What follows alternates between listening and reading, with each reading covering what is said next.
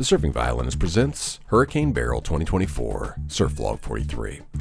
So Hurricane Beryl announced its arrival with waves that came pretty much out of nowhere. Warren Smith was the first to sound the alarm to me, gave me a phone call. He said that out of nowhere he just saw waves breaking on the second sandbar, like it was barely rideable, and the next thing he knew, there were waves breaking on the second sandbar about chest high, maybe bigger, maybe even overhead. So I checked out the spyglass cam. Sure enough, there's a lot of white water on certain sets. It'd be like look like flat, and all of a sudden wave coming out of nowhere. So I got the longboard, and it was kind of perfect situation for a longboard and spyglass. Kind of has that, what I imagine, a Waikiki effect. This is something we just don't really have around here. Waves that just continue to push even after they initially break. And on a couple of these, you can just see the white water extending for hundreds of yards in front of me. So not great for shortboarding, at spyglass at least, but it was pretty fun on a longboard. I do wish I'd have tried to do some cross-stepping and stuff like that, but I was just preoccupied with just trying to keep from bogging a rail, and it was kind of fun just to feel that much push behind a wave of that size. You know, it's like on the takeoff it might be chest high, but the rest of the time is knee high. The next day, there was a lot of double ups, triple ups. As you'll see on this one, I end up having to like skirt over the double up in front of me. Swell direction was pretty straight on in most spots, and difficult to find waves that were really stacking up. I think the piers were probably great options. I went to the park, and there was a lot of water there.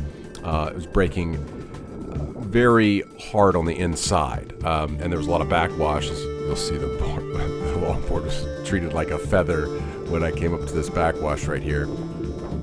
So I'm enjoying the longboard. It adds another layer of challenge for me. I don't really have much experience with it, and I'm trying to get looser, but I do notice my arm's still doing the same sorts of problems I have on shortboard. Started off very cloudy and overcast, feeling like hurricane swell kind of day, even though the waves weren't sizable. But then the sun came out, it turned into a great beach day, and there weren't that many people there. I don't really even know if the waves were best at the park that day. I think the piers might have had a better go of it. But the one perk was that the park was super packed with tourists, and it kind of limited the amount of surfers that were in the water. So we didn't have a too overcrowded lineup, which is good because State Park is still, I don't know, it's still trying to get its legs back after the dredge. There's a right here that forms, but you'll see a lot of them were just kind of closing out. And the lefts are not always quite doing it. Mohit got this new board. He was stoked on it for Mike Wizenut Shapes. And yeah, he's getting used to that. Vinny was finding a couple head dips and stuff over near me. Me and Anderson and James were trying a little bit of body surfing. James actually had a hand plane, and so they were making them better than I was. I had the day off, so I just kind of decided to hunker down with him inside the park. I was pretty tired at this point. That's why I was just swimming around getting some shots. And I ended up just never leaving. I went in, got something to eat at the State Park store, and yeah, this is a closer up, probably one of the bigger bombs that came in during the morning. And I bumped into Finn Dennis. There might even be footage of him, I'm not sure, but he had a fun time. He said that you had to wait a while, but he was having fun, you know, one-turn waves. And so I went out, and that was when it really kind of cleared out. Not many people. You'd look at it, and it'd be like 20-minute seemingly flat spell, and then out of nowhere, this you know, a set would hit, and it would be at least have some push, you know, rib to chest high. And as time went on, the water just got prettier and prettier. The angle of the sun hitting it, it was like, it really just felt like I was in a wave pool. Just some of the most beautiful visions I've had. I don't know. I mean, you just take it for granted so often here, and a lot of times we're getting frustrated because the waves just aren't quite up to snuff, not what you expect from a hurricane swell. But then I don't know. This one for me, especially I got this one of the first times I used the new GoPro Hero 12, and when I was able to slow down one of these lefts, it just it's kind of hard to fathom just how beautiful this place is, and split the difference between these dudes right here. And I went for a floater in front of this guy and blew it, and the board kind of came a little close to him, freaked him out. But here's, yeah, this slow-mo right here. I don't know. There's just no reason to complain. Like this, we do live in paradise. It's frustrating as a surfer a lot of times because the waves are small and you're expecting more. But this day was a nice breath of fresh air and I don't know, recalibrated me. Very meditative being in that environment. And we had a good, just laid back crew in the water. I ended up getting so burnt this day, I didn't reapply my sunscreen. I'd never applied sunscreen that day, so I'd been peeling for 2 weeks afterwards. But as far as I'm concerned, it was worth it. It really did feel like we almost had our own private wave pool. And, you know, the quality of the waves, like they're usually just like one-turn waves. But it was just so pretty, and it was nice just having the waves to ourselves. As far as my performance in July,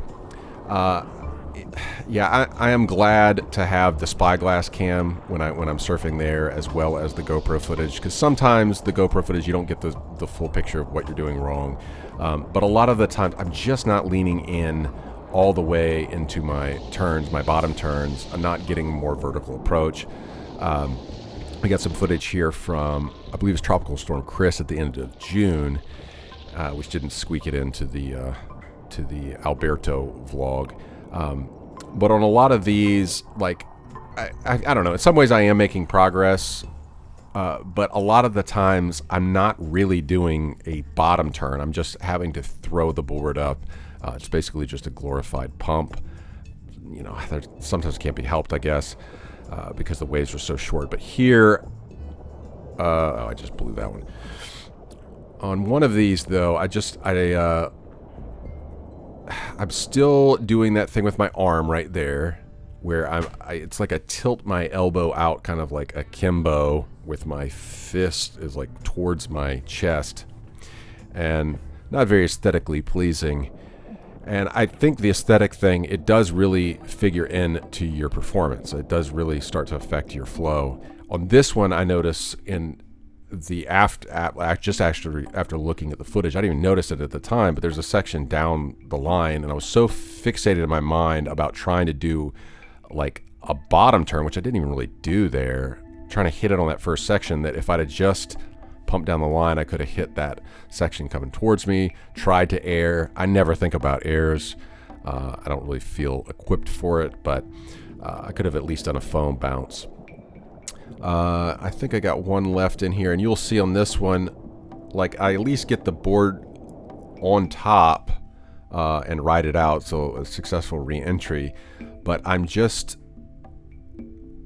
never quite getting out the angle that I want to come back up, and so it's always kind of at an acute angle. I'm never coming back up the face, backside at a right angle. I'm not coming back up the face, front side at a right angle. I have been doing the longboard on smaller days, and I am enjoying that, to be honest. It is kind of fun just working on trim and trying to see if you can connect a wave all the way to the beach. So I don't know, it's good just from more of a meta perspective. And skimming, I've been doing a lot more skimming as well. And I went this morning for the remnants of Debbie, and I just feel like I'm not making any progress, but it is, you know, a few steps forward, a few steps back. These two lefts in a row, on both of them, I just feel, here's what I'm talking about. Two different waves, but very similar waves at Spyglass. There's the surfline angle, and I granted, again, there's not much time there, but I'm just always kind of, I feel like what I used to think of as turns or reentries are almost just glorified pumps that are happening closer to the top of the wave, and almost like redirects of redirection rather than turns. So, and then here I'm already banking off the inside rail too quickly, I think. I'm just not letting the board kind of plane maximize speed before going into the turn. I just still feel like I've got a lot to learn, a lot of bad habits to kind of break. I didn't really ride out of that one. I had one frontside turn that felt good at the time. Here it is from the surfline angle. It felt good and it looked better, but I at least got some spray off of it. So that one felt good. Been skating with my work neighbor Kai from Finn's Barista Bar, works with Melissa, And I'm calling him First Try Kai because he was like, he'll say, I haven't done that one in a long time. And like, I haven't done a frontside disaster in a long time. And he just did it first try. It's been good skating with him. I'm doing the longboard in the morning before I go into just regular popsicle stick skateboarding, and trying to at least do some manuals, some fakie manuals, my little tap to fakies, work on some feebles and frontside slashes. I'm still very scared of Smiths, frontside axles. Till next time, keep it consistent, even if the surf isn't. To see these videos early, without ads, join the lineup here on YouTube. You just need a YouTube account, and for $1.99 a month, you click this little join button and sign up to get early and ad-free access to 4 monthly vlogs: the surf vlog, the violin vlog, the Masala vlog, and the family vlog. Thank you very much.